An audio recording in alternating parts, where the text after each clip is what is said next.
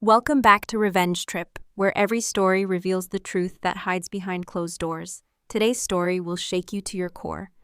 A mother buries her 12-year-old son alone, while her own mother posts vacation photos from Paris.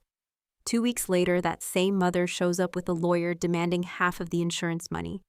But when police play the 911, recording a terrified child's voice exposes a conspiracy no one saw coming. What did Ethan say in his final 94 seconds, and who was really responsible for his death? Stay with me until the end. This story will change how you listen to children forever. Before I tell you what happens next, please let me know where you're watching from and remember to subscribe to the channel so this story can reach more people. My name is Brooke Barrett. I'm 35 years old, an office manager at a small accounting firm in suburban Ohio, and a single mother, or at least I was a single mother, until 3 days ago. When my 12-year-old son Ethan's heart stopped beating on our living room floor. The funeral was small, 15 people in the pews of the Methodist church where Ethan had been baptized as a baby. His 6th grade teacher came, his baseball coach, a few neighbors who remembered when I brought him home from the hospital, this tiny, fragile thing with a heart that didn't work quite right. They all sat in the wooden pews, with their hands folded, watching me, waiting to see if I would fall apart. I didn't give them that. I read the poem Ethan wrote for a school assignment last year about what he wanted to be when he grew up. My voice stayed steady until the last line, "I want to be someone who makes my mom proud." I paused. I breathed. I kept going. After the service, I placed his baseball glove in the casket beside him. I whispered, "You already did, baby. You always did." I stood at the grave until everyone else left. Only then, alone with the freshly turned earth, did I let myself break. One chair in the front row stayed empty throughout the service. I had draped my mother's cream-colored cardigan over it, the one she left at my house last summer, and never bothered to pick up. I saved her a seat. I don't know why, habit maybe, hope, but she never came. Her text arrived that morning. "So sorry, sweetheart. Derek surprised me with Paris for our 8-month anniversary. Already at the airport when I got your message about the funeral time. I know you understand, you've always been so strong. We'll call when I'm back. Love you." I read it twice. I wasn't surprised. My mother had missed Ethan's 10th birthday for a trip to Cabo with her 3rd husband. She missed my college graduation because something came up. When Ethan had his heart surgery at 3 years old, she visited the hospital for exactly 45 minutes before leaving for a spa weekend. I saved the text message. I didn't know why. Instinct. 4 days after the funeral, I still couldn't sleep. I was sitting in Ethan's room at 2 a.m, unable to leave, when I opened Facebook without thinking. And there it was, my mother smiling in a Parisian restaurant. Candlelight, wine glasses, Derek's arm around her shoulders. The caption read, "Paris with my love." No mention of Ethan. No acknowledgement that her grandson had just been buried. As if he never existed. I stared at that photo for a long time. Then I took a screenshot and saved it in a folder on my phone labeled Mom. There were 3 other screenshots in that folder from the past 5 years. I didn't know what I would ever do with them. I just knew I needed to keep them. That same night, still sitting on Ethan's bed, I picked up his journal. He'd been keeping one since 4th grade, his therapist's suggestion after his father left. I turned to the recent entries. 3 weeks before he died, he wrote, Mom's boyfriend came over again today. He said he was looking for something he left here, but I don't think he ever left anything. He's weird." 2 weeks before it passed. Derek asked me if Mom keeps important papers in her room or in the office. I said I didn't know. He looked at me for a long time. I didn't like it. 1 week before. "I wish Derek wouldn't come over when Mom isn't home. He gets mad easy. Today he yelled at me for not answering the door fast enough. His face got all red. My hands were shaking. Ethan had tried to tell me something was wrong. Not clearly, not loudly, but he'd tried. And I'd been too tired to hear him. But the question that kept me awake that night wasn't about my own failure. It was simpler. What was Derek looking for in my house? And how many times had he been there without me knowing? 2 weeks passed before I got my answer, though not in the way I expected. I was still on bereavement leave from work, still wearing the same sweatpants I had put on 3 days earlier, still unable to sleep more than a few hours at a time. The doorbell rang on a Tuesday afternoon, And when I opened it, my mother was standing on the porch with Derek beside her and a man in a gray suit carrying a leather briefcase. My mother was wearing new earrings, diamonds, a gift from Paris, I assumed. She looked tan and well-rested, like a woman who had just returned from the vacation of a lifetime, rather than one whose grandson had been buried 2 weeks ago. "Brooke, honey," she said, and her voice had that practiced warmth I had heard my whole life, the kind that sounds like love if you don't know any better. "We need to talk about something important." No hug. No "how are you holding up?" No mention of Ethan or the funeral she missed, or the empty chair I had saved for her in the front row of the church. She just stood there with her new earrings and her tanned skin and her boyfriend, who was already looking past me into my apartment, his eyes moving quickly across the room and stopping on the filing cabinet in the corner. I let them in because I didn't know what else to do. I offered coffee. They declined. The man in the gray suit introduced himself as Raymond Harrison, attorney at law, and he got straight to business before I even had a chance to sit down. He opened his briefcase and pulled out a document. "Mrs. Barrett, this pertains to the life insurance policy on your late son." My stomach dropped. "What about it?" Harrison explained in a calm, professional voice that my mother was claiming to be a co-beneficiary on Ethan's $200,000 policy. She was entitled to half, he said. He produced another document, an amendment to the original policy that supposedly added my mother's name, and he pointed to a signature at the bottom of the page. My signature, allegedly. I took the document from his hands. My own hands were steady, which surprised me. I looked at it carefully. The signature was close to mine, but not quite right. The loops were too tight, the slant was slightly off. The date written on the document was 3 weeks before Ethan died. But the paper itself felt wrong, too crisp, too white, like it had just come out of a package yesterday, not like it had been sitting in a file for a month. And I knew with absolute certainty that I had never signed this document. I had never even considered adding my mother to anything. She had never been there for Ethan when he was alive. Why would I give her anything after he was gone? "This isn't my signature," I said quietly. Derek's jaw tightened. My mother shifted in her seat and looked down at her hands. Harrison maintained his composure, though I noticed he didn't argue with me. "Mrs. Barrett, I understand this is a difficult time. Perhaps we could discuss this further once you've had a chance to process everything." "I need time to review this with my own attorney," I said. My voice was calm. I don't know how. "I'll be in touch." Derek stood up so fast his chair scraped against the floor. "We don't have time for games. This needs to be settled now." "Derek," my mother's voice was a warning. "No." He was almost shouting now. "We've been patient. She needs to sign the agreement today." I looked at Derek, then really looked at him for the first time since they arrived. His forehead was sweating even though my apartment wasn't warm. His hands were clenched into fists at his sides. His eyes kept darting to his phone like he was expecting a call he didn't want to miss. This wasn't greed, I realized. This was desperation. He needed this money and he needed it fast. The question was why. "I'll be in touch," I repeated. "Please leave." They left. My mother didn't say goodbye. Derek didn't look back. Harrison handed me his business card and told me to call when I was ready to be reasonable. After I closed the door behind them, I realized my phone had been in my pocket the whole time, and it had been recording. I didn't even remember starting it. Instinct, I guess.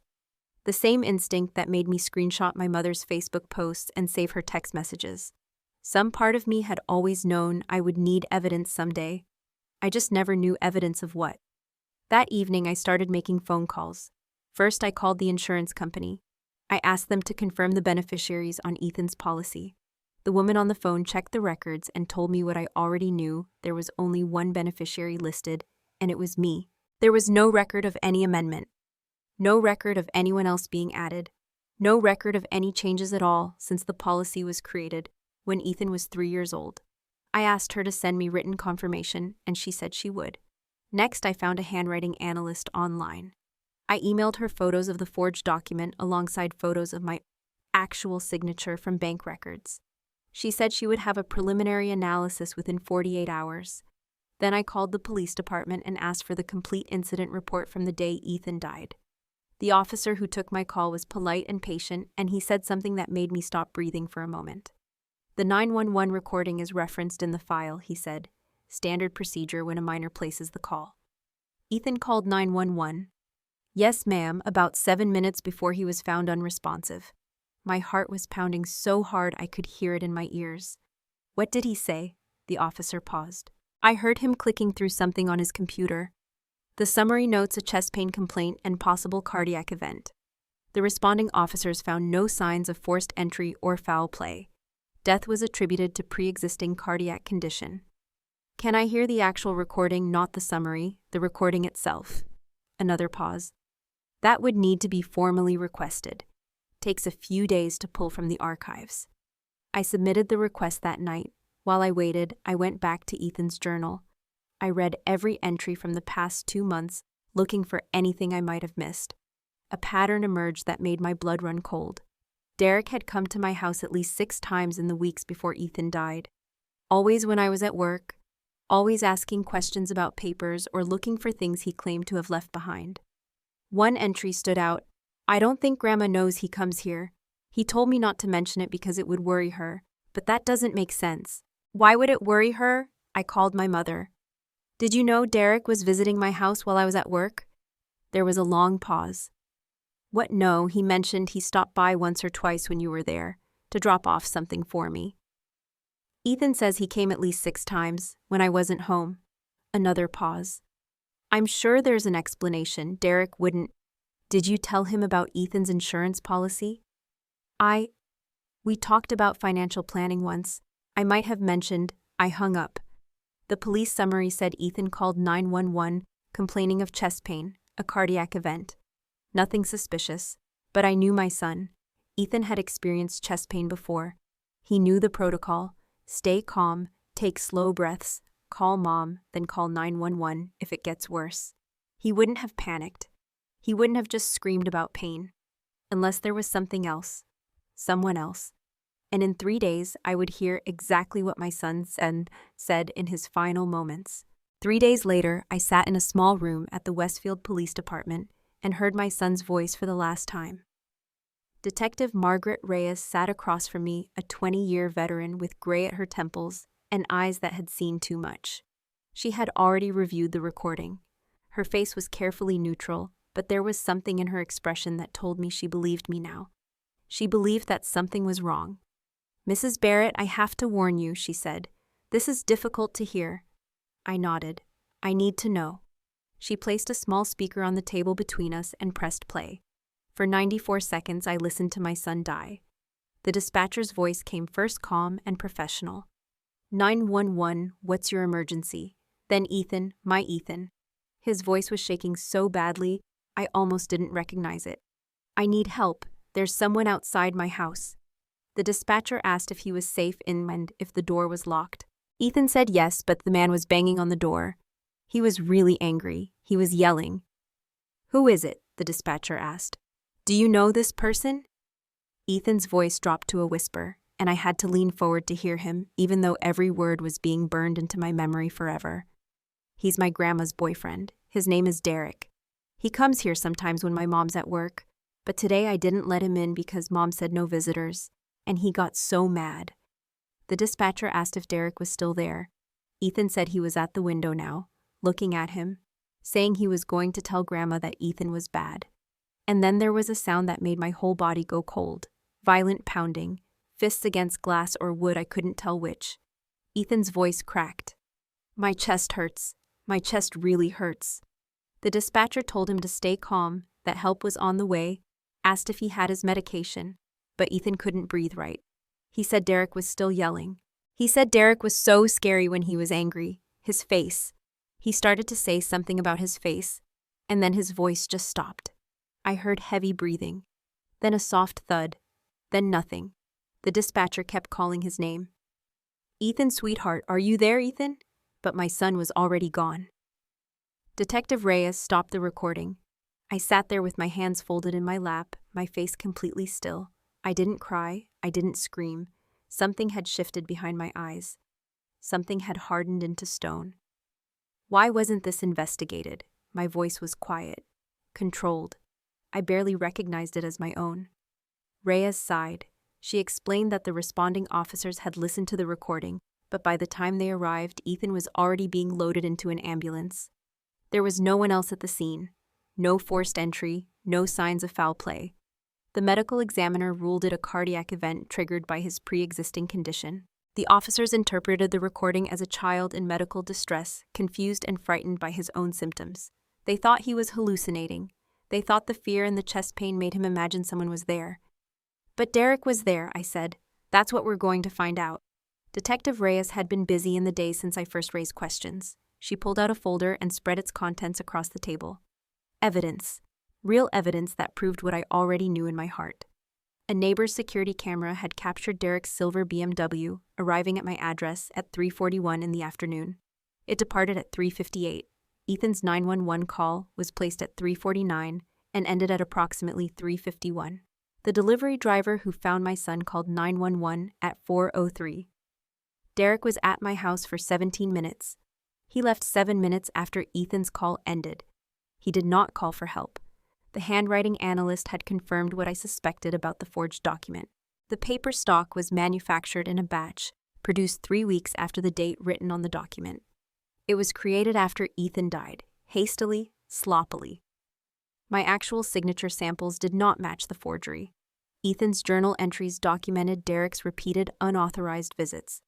My mother's phone records showed no calls to my home during the times Derek claimed to be stopping by when I was there. She didn't know he was coming. He had been lying to her too. And then there was Derek's phone. Multiple calls and texts to a number associated with known loan shark operations. Messages that said things like, "I need more time," and "I'll have the money soon." Reyes looked at me.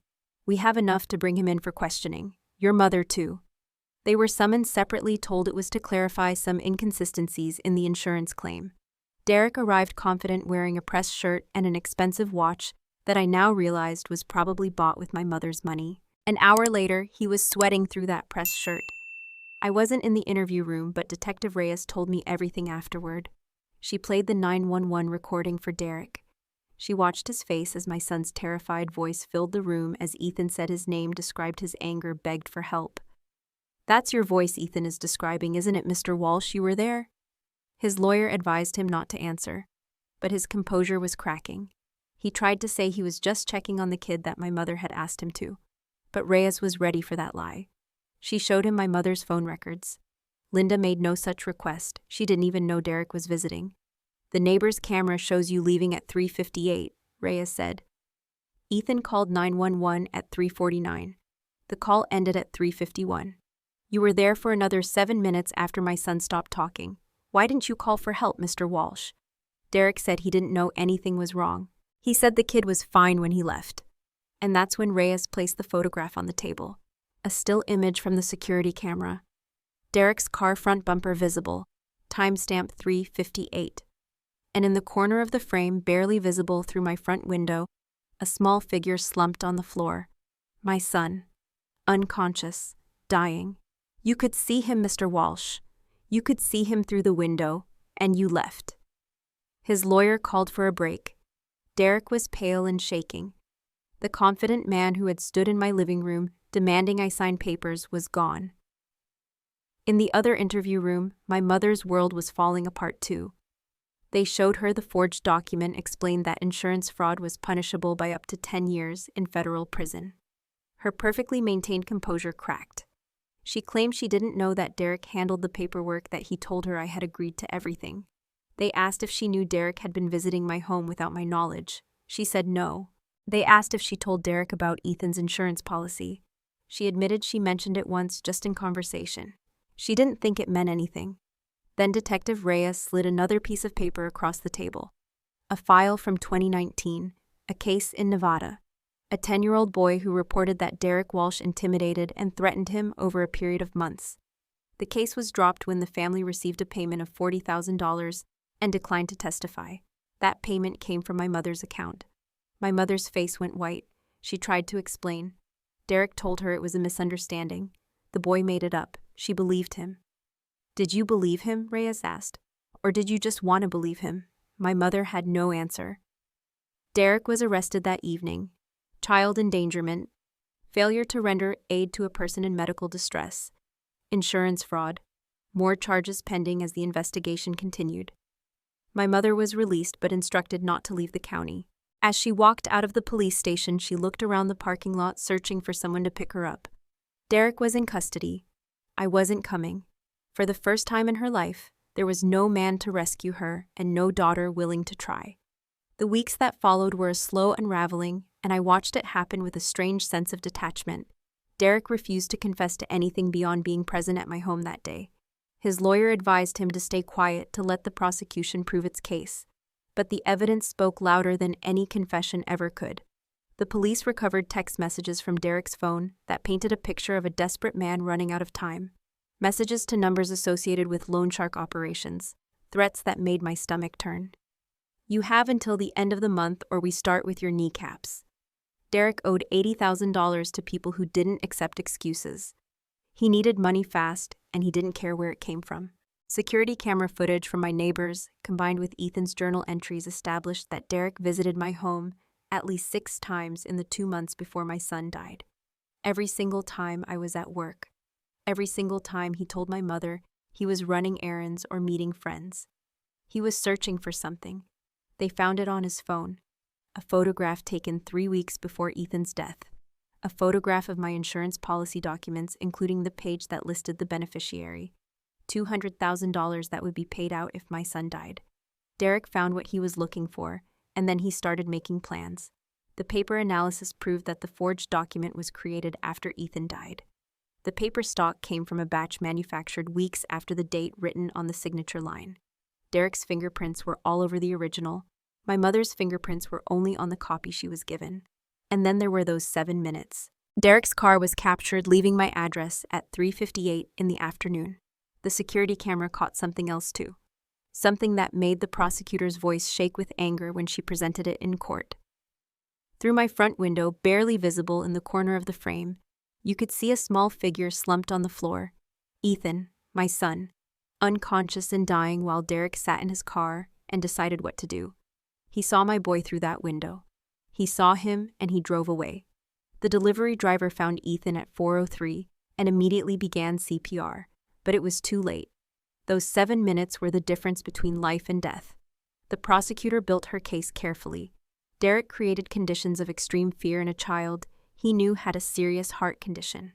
When the predictable happened, Derek fled rather than call for help. This wasn't an accident.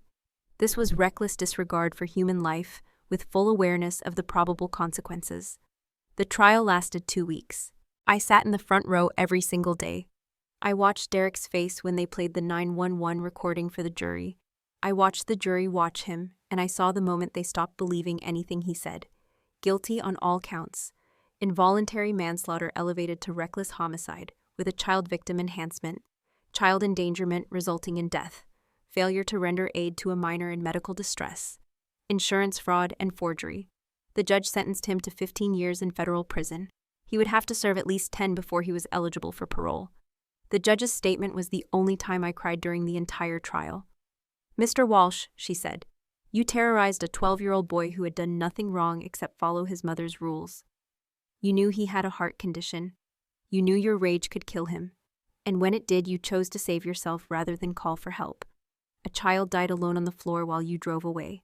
15 years is the minimum justice allows. My mother took a plea agreement. Conspiracy to commit insurance fraud. Accessory after the fact. 3 years in county jail. 5 years of strict probation. $40,000 in restitution to the Nevada family, and a lifetime supervised contact restriction with minors. The Nevada family. A woman named Patricia and her son, who was 10 years old when Derek came into their lives. The boy reported that Derek intimidated and threatened him over a period of months. The case was dropped when the family received $40,000 and declined to testify. My mother made that payment. She knew what Derek was. That boy was 16 now. He submitted a written statement that was read aloud in court. I'm glad someone finally listened to a kid. I thought about Ethan when I heard those words. I thought about all the ways he tried to tell me something was wrong. My mother's carefully constructed life fell apart piece by piece. The country club friends who had admired her Paris photos stopped returning her calls. Her sister in Florida, who she hadn't spoken to in years, called to say she always knew something was wrong with her. The social circle that my mother had spent decades building evaporated like it had never existed. Derek made it worse. Facing 15 years in prison, he decided to reduce his own sentence by testifying against her. He told the court that my mother knew about his gambling debts, that she knew about Nevada, that she helped him access information about my finances. The man she had chosen over her daughter and grandson threw her to the wolves without a second thought. She called me from county jail, a collect call. I don't know why I accepted it. Her voice was hoarse from crying. Brooke, please, you have to understand. I don't have to do anything. I didn't know what Derek was planning. I swear to God I didn't know. You knew about Nevada. My voice was steady. A 10-year-old boy told the police your boyfriend threatened him and scared him. You paid $40,000 to make it go away. And then you let that same man spend time with your grandson. I thought he had changed. He said the boy was lying.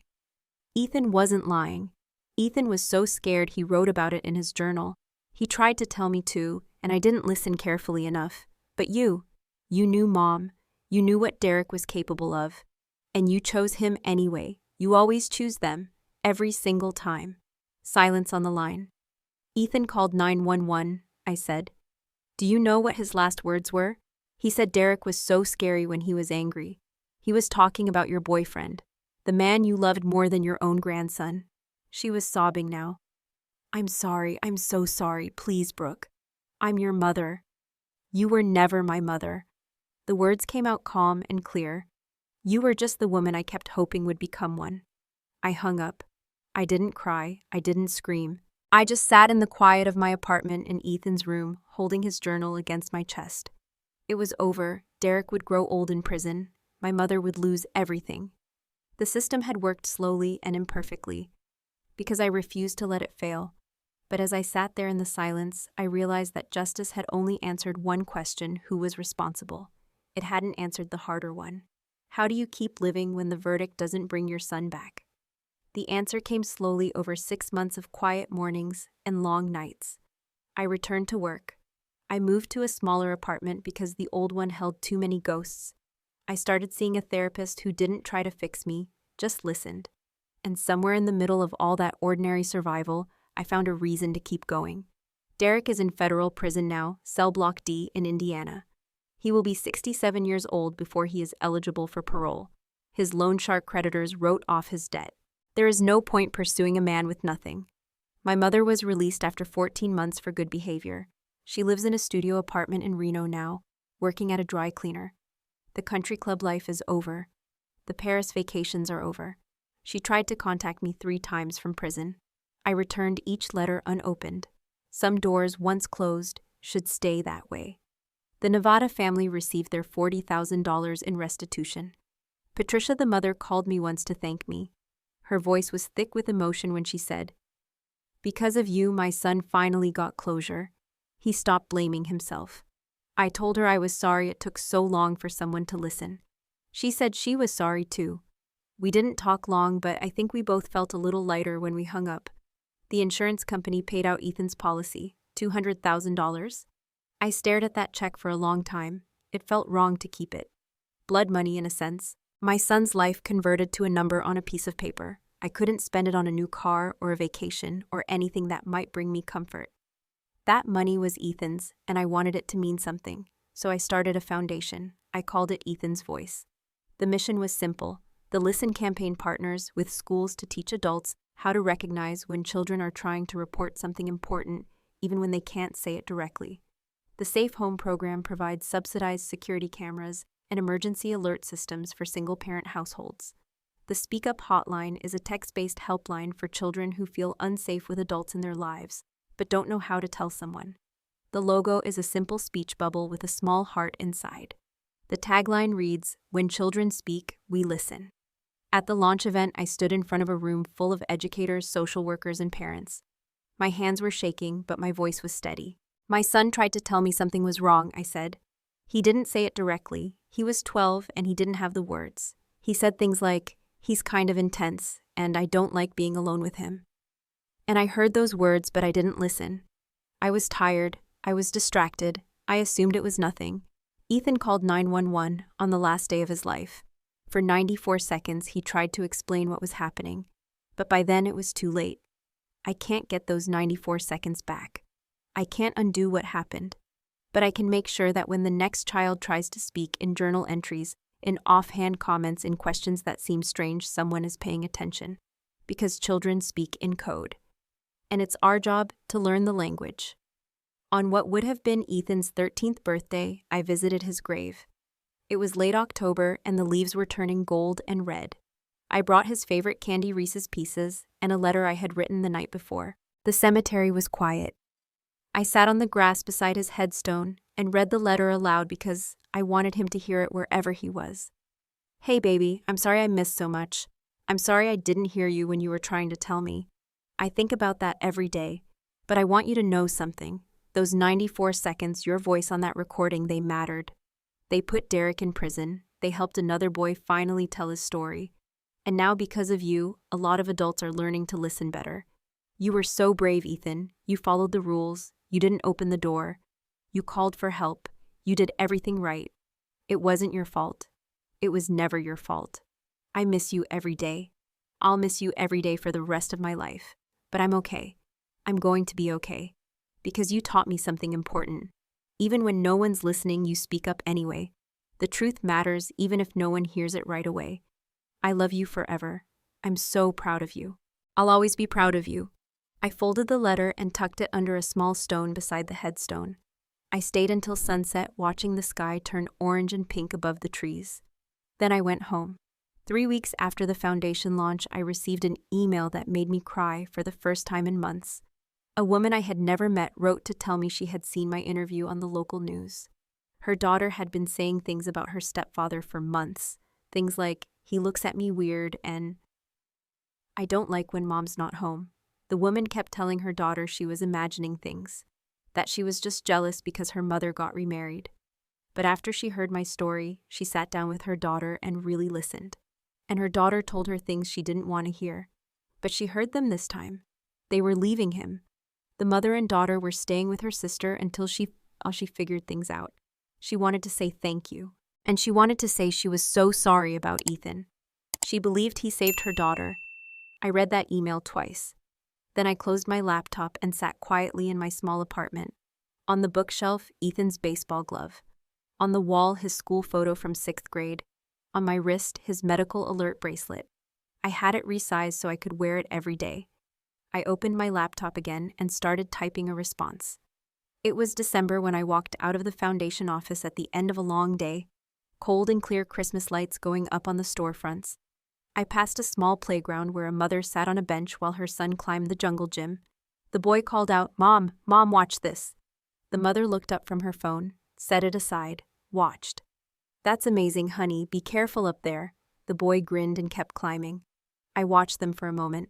The mother caught my eye and smiled politely, then returned her attention to her son. I smiled back. I walked to my car and got in. On the passenger seat, a folder full of grant applications for the foundation's expansion into 3 new school districts. I started the engine. The radio came on, playing a song Ethan used to like. I didn't change it. I drove home through the winter evening, the streetlights clicking on one by one.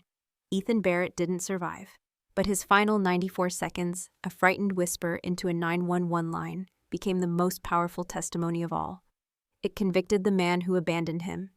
It exposed the grandmother who enabled a predator, and it reminded every parent listening that when children try to tell us something, they don't always use the right words. Sometimes it's, "He's kind of weird." Sometimes it's, "I don't like when you're not home." Those are the moments that matter. Those are the words we need to hear, because sometimes the smallest voice carries the biggest truth. And the only thing worse than a child who can't speak up is an adult who doesn't listen. Thank you for staying with Brooke's story until the very end. This was not an easy story to tell, and I know it was not an easy story to hear. But some stories need to be told because they carry lessons that could save lives. Brooke's tragedy began long before Derek pounded on that door. It began with small moments that seemed unimportant at the time. A child saying he's kind of weird. A question that didn't quite make sense. A journal entry that went unread. These were not dramatic warnings. They were whispers, and whispers are easy to miss when life is loud and exhausting and full of distractions. If you are a parent, a grandparent, an aunt, an uncle, a teacher, or anyone who spends time with children, please remember this. Children do not always have the words to describe what is happening to them. They speak in code. They say things like, I don't like being alone with him, or he looks at me funny, or why does he come here so much? These sentences might sound like nothing. They might sound like a child being dramatic or jealous or difficult. But sometimes they are the only way a child knows how to ask for help. Listen, not just with your ears, but with your full attention. Put down your phone. Stop what you are doing. Ask follow-up questions. Create a space where children feel safe enough to say the things that scare them. Because by the time a child calls 911, it is often already too late. And if you are someone who has ignored the signs, who has chosen a partner over a child's safety, who has looked the other way because the truth was too uncomfortable, it is not too late to change. It is not too late to listen. It is not too late to protect the children in your life. Brooke turned her worst nightmare into a mission that saves lives. Ethan's voice, those 94 seconds of terror, became a force for change. His story does not have to end in tragedy. It can end in awareness and prevention in children who are heard before it is too late. If this story touched your heart, please subscribe to our channel and turn on notifications so you never miss another story. Leave a comment below and tell us what you think. Have you ever experienced a moment when a child tried to tell you something important? How did you respond? Your story might help another parent recognize the signs before it is too late. Share this video with someone who needs to hear it. Because sometimes sharing a story is the first step toward saving a life.